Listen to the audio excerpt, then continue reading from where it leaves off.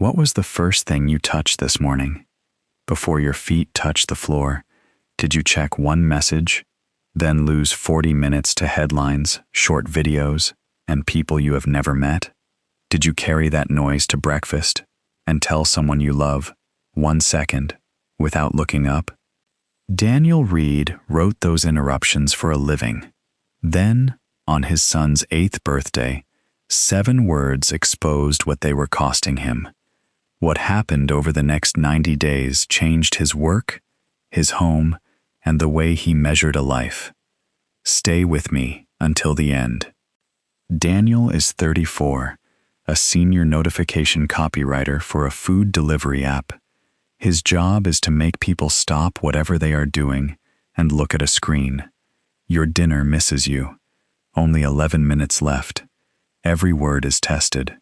Daniel is brilliant at turning a quiet moment into an urgent one. And the product works on him, too. He wakes at 6:12 and reaches for his phone before opening both eyes. At dinner, his wife Maya watches the moment he disappears. His eyes narrow, and everyone at the table becomes background.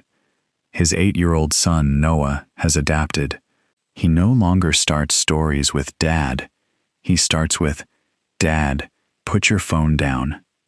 Daniel always has the same answer. 1 second. 1 second while Noah shows him a cardboard rocket. 1 second at bedtime, when one last email becomes 47 minutes. Daniel tells himself he is providing for them, but his weekly report says 4 hours and 47 minutes a day, outside the screens he uses for work. On Friday, Noah turns 8. Maya makes Daniel promise, no work during dinner. Daniel places his phone face down. "Tonight, I'm all yours." 11 minutes later, it vibrates. A campaign has gone live with the wrong discount code. Daniel reads one message, then 6. By the time Maya lights the candles, he is typing beneath the table with both thumbs. Noah closes his eyes to make a wish. "What did you wish for?" his grandmother asks. Noah opens his eyes and looks directly at Daniel. "I wish Dad would come back, even when he's already here." Nobody moves. Daniel's phone vibrates again.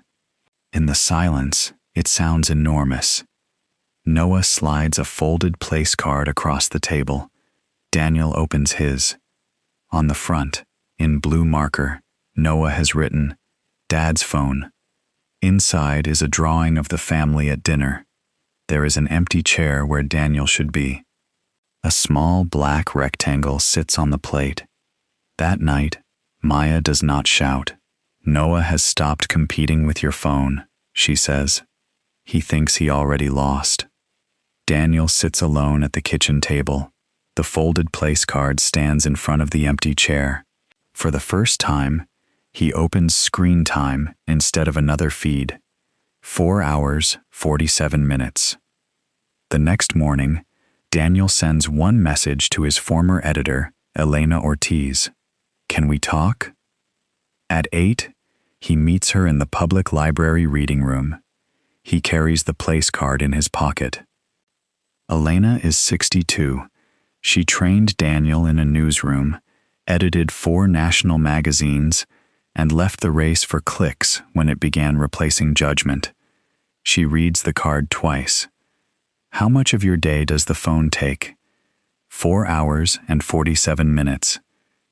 Elena writes on the back of an old catalog card, 4.8 hours times 365 equals 1,752 hours. 1,752 divided by 16 waking hours equals 109 waking days.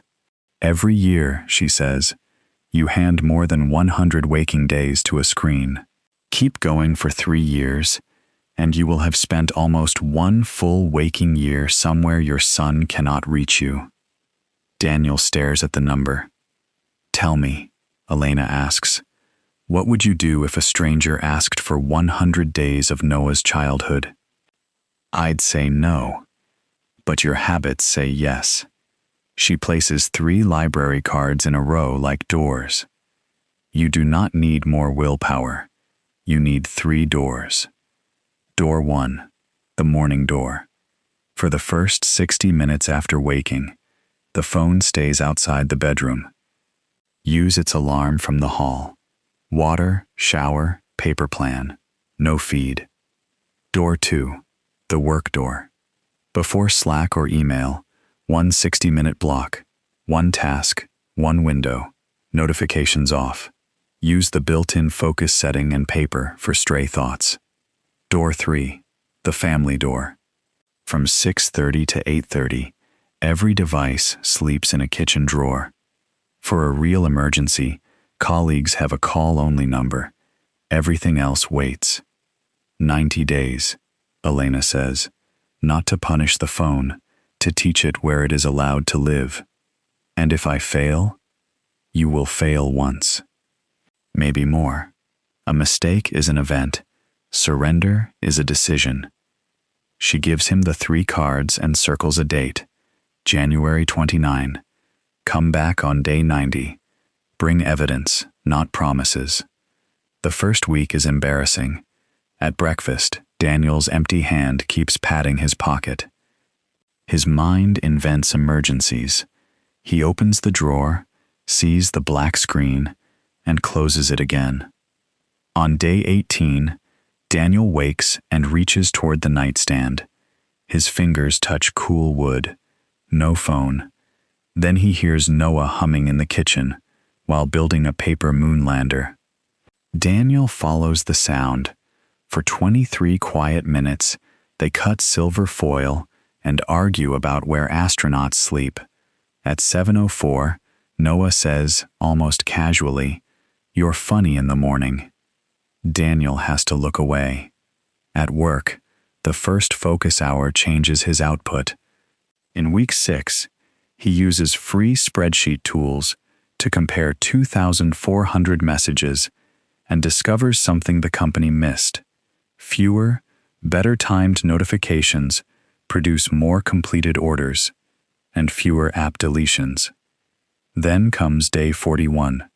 A midnight launch breaks. Daniel takes the phone from the drawer. The issue is fixed in 26 minutes, but his thumb opens a feed. At 2:17 a.m., Maya finds him on the sofa, blue light on his face. The next morning, Daniel calls Elena. "I ruined it." "Did you lose 40 days?" she asks. "Or one night?" One night. A slip is one night. A slide is using that night as permission to surrender. What did it teach you? Daniel creates one new rule. After an emergency, the phone returns to the drawer before he sits down. Day 42 begins. By month 3, Daniel's analysis becomes a proposal called Respectful Reach, cap marketing alerts, let users choose quiet hours, and judge messages by useful action, not raw clicks. On day 88, the company runs a controlled test. Orders rise 12%. App deletions fall 18%. Daniel is asked to lead a small, attention-respect team inside the company where he once sold interruption. But that is not the evidence he brings Elena. On day 90, Daniel asks Noah for a birthday do-over, just pancakes in the backyard. Noah hangs the same paper planets above the table. He makes new place cards. Daniel waits until everyone is seated. Then Noah carries the last folded card toward him. For a second, Daniel is afraid to open it. On the front, in blue marker, is one word: Dad. Inside, Noah has drawn the family around the table. Daniel is in the chair, holding a paper rocket. The phone is not in the picture. Daniel brings that card to Elena. She smiles. "I asked for evidence. This is it." "No," Elena says. "You are." Dopamine Detox is a popular name. But dopamine is not a toxin, and this is not medical treatment. You do not need a paid app or a life without technology. You need visible boundaries. Start with 3 doors for 90 days. Keep the first 60 minutes phone-free. Do one 60-minute focus block before messages. Give the people you love a 2-hour device-free window. Tonight, check your screen time. Multiply it by 365. Then put your phone outside the bedroom and write one name on paper, the person you will look up for tomorrow. Comment, "Tomorrow, I am someone who looks up for." Share this with someone you want more real time with. Subscribe for another story next week. Your phone is a tool. Your attention is a life. Put the tool behind a door. Walk back into the room.